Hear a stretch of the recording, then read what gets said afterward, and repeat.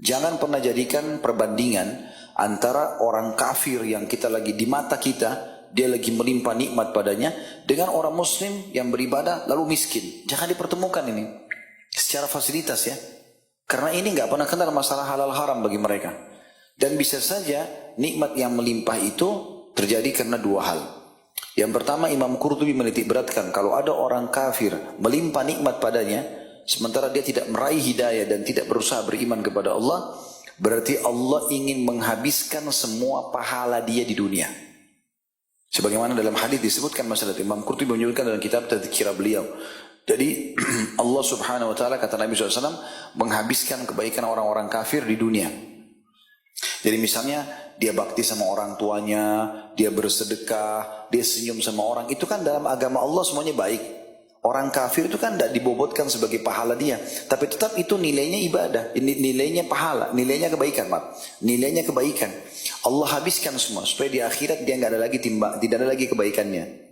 Sebaliknya juga kata Nabi SAW, dan Allah mudahkan kematian si kafir untuk menghabiskan semua kebaikannya. Dan sebaliknya orang-orang mukmin Allah buat pada saat dia meninggal dunia itu di keningnya ya ada keringat, karena Allah ingin menghabiskan dosa-dosanya, sehingga dia bertemu dengan Allah tidak tertinggal dosa sedikit pun. Nah, kalau ada orang muslim kemudian dia miskin misalnya, Allah lebih tahu keadaannya.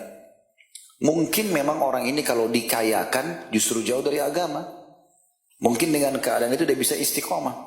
Banyak orang miskin teman-teman sekalian, dengan gubuk dia tinggal, dengan pakaian cuma berapa lembar, ternyata rajin ke masjid. Ibadah. Belum tentu kalau orang ini dikasih rumah di Menteng oleh Allah, mobilnya Alphard, dia mau ibadah. Belum tentu.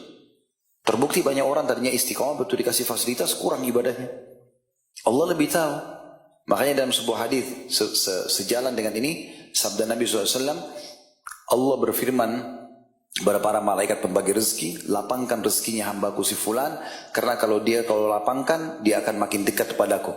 Dan sempitkan rezekinya si fulan, karena kalau kau luaskan rezeki dia akan jauh dari aku. Maka itu bentuk kasih sayang Allah SWT. Tapi kalau antum bisa mempertemukan antara istiqomah yang dalam agama, pada saat kita lagi susah dan pada saat kita lagi senang, Allah akan bukakan rezeki yang tidak bisa dibayangkan, yang sangat luas. Ya, Allah SWT akan bukakan pintu-pintu rezeki, pintu bisnis, pintu nama baik, pintu semuanya, asal kita bisa menjaganya. Tapi kapan kita tidak bisa menjaga justru membuat kita lalai, ya semoga Allah SWT bisa pertahankan. Tapi kalau umumnya Allah SWT angkat nikmat itu. Seperti itu kurang lebih gambarannya.